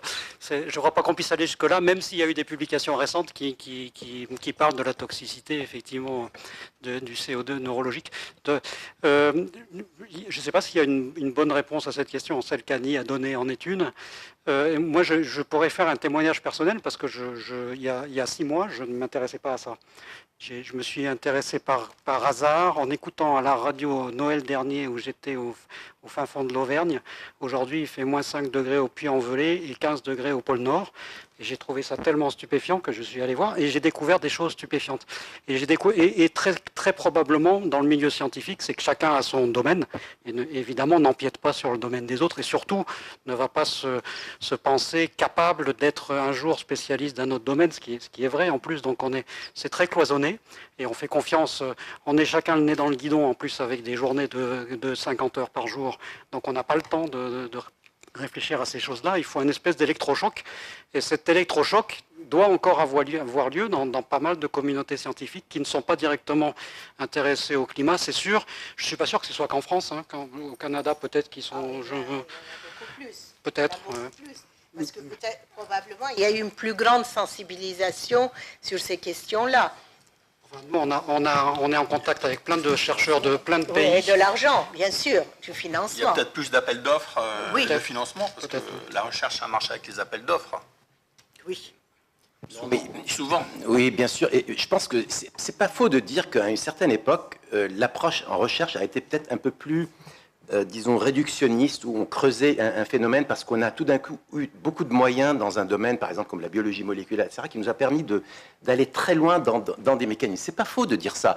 Et les gens vont là-dedans. Maintenant, peut-être que avec de nouvelles méthodologies, une nouvelle vision, je pense que maintenant on est passé à quelque chose d'un tout petit peu différent, peut-être plus intégratif et je pense qu'il faudrait qu'on fasse très attention, nous, dans la recherche biomédicale, à se soutenir mutuellement plutôt qu'à essayer de... Je veux dire, dans d'autres secteurs, les gens se soutiennent beaucoup plus. Je pense qu'il faut... Non, mais ça dépend. Je ne parle pas de la politique, hein, madame. Non, monsieur, je suis professeur à la Sorbonne. Oui, je connais ça, c'est un vœu pieux. Alors, vous savez que ce n'est pas possible. Voilà. Eh bien, on peut le faire quand même dans notre domaine. Ah oui, c'est un vœu. C'est un vœu. À l'université, il n'y a pas de soutien. Chacun travaille dans son domaine. Il est jaloux de son domaine. Et il ne faut pas que l'autre empiète. Et puis, il y a aussi ce côté complotiste. Ils vont me prendre mon sujet, etc. Puis, il y a l'autre côté. Je ne vais jamais faire carrière si je travaille sur une minorité ou autre chose. Nous, on voit ça en sciences humaines. Ça m'aurait étonné que les sciences...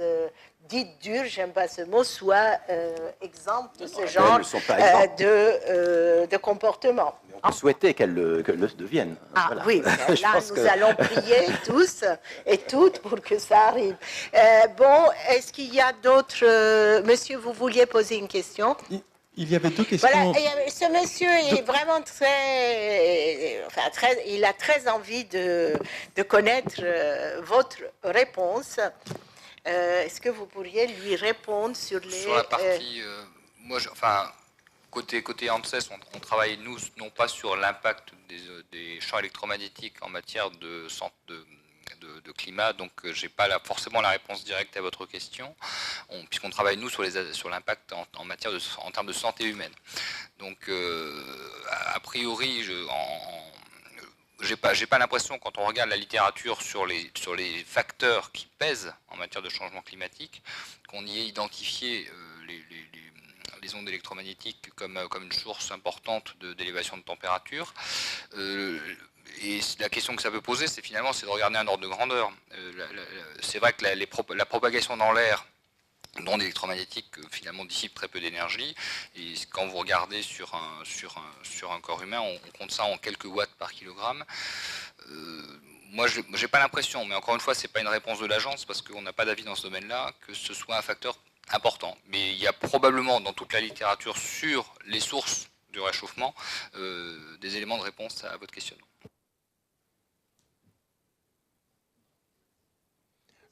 Je crois qu'il y a deux questions auxquelles on n'a pas vraiment répondu. Les questions de monsieur, au fond, on n'a pas vraiment répondu. Première question, c'était de dire il y a un problème de sémantique. Il ne faut pas lutter contre le changement climatique, il faut lutter contre quoi? Et je crois que quoi, c'est à 75% le CO2. Ce n'est pas que le CO2, mais c'est à 75% le CO2.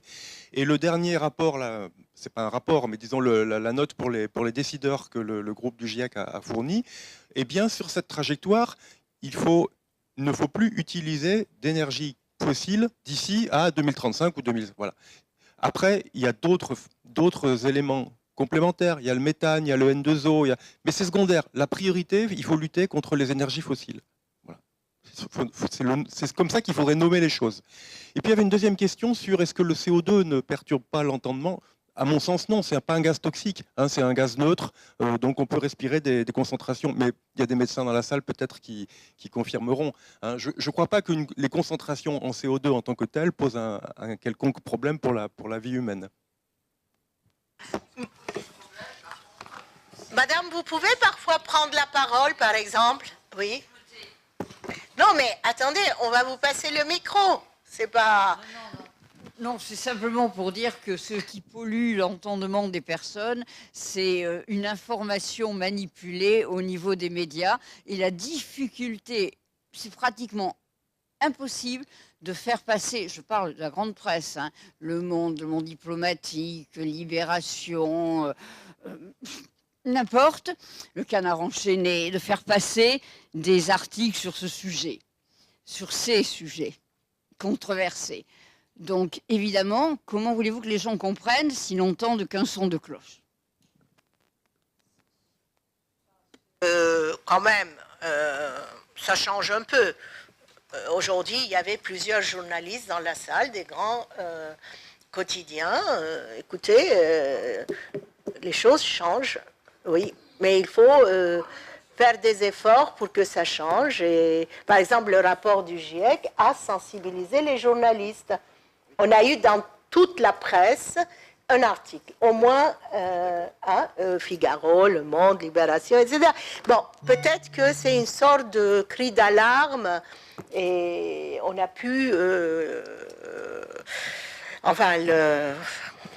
le faire écrire sur d'autres sujets que Madame Brigitte Macron.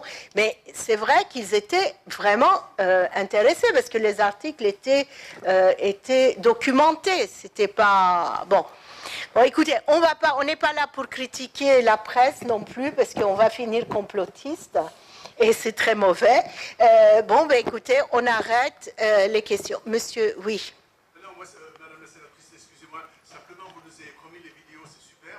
Si on avait en plus les PowerPoint, ça serait... Non, mais monsieur, vous savez, je ne veux pas vous décevoir, mais je suis à ma énième nuit sur la réforme de la justice. Je commence à 10h, je finis à minuit. Et aujourd'hui, il y avait ce colloque qu'on a prévu il y a plusieurs mois. Je ne peux pas non plus donner du travail supplémentaire à mes collaborateurs qui travaillent énormément. D'ailleurs, que je remercie ici, Clara Namani, Monsieur Antoine Grenet et Monsieur Vincent Petit qui a failli rater son train parce qu'il est venu volontairement aujourd'hui nous aider, il ne travaillait pas aujourd'hui. Donc, vous voyez, on ne peut pas tout faire, mais vous aurez déjà la vidéo, c'est pas mal, mais je ne vous promets pas parce que moi je suis une politicienne qui fait ce qu'elle promet. Donc, je ne pourrai pas. Voilà. Vous m'excuserez. Donc, je vous remercie les intervenants et les intervenantes. Maintenant, il faut mettre des points féminisés, mais on va apprendre ça aussi. Et je remercie les participants. Je remercie le journal Politis qui nous a soutenus. Et je remercie Monsieur Ars qui est là et qui s'est occupé toute la journée pour filmer ce qui s'est dit pendant ce colloque. Nous vous l'enverrons, nous faisons ça, nous envoyons à toutes pas seulement les participants, mais les présents dans la salle aussi, parce que nous avons votre adresse mail. Je crois que nous avons l'adresse mail sur la liste. Ben voilà ce que nous pouvons faire, c'est la petite goutte d'eau, mais il faut commencer par une petite goutte d'eau, peut-être on finira avec un lac. Alors, merci encore, et voilà, ben écoutez, vous nous avez appris plein de choses.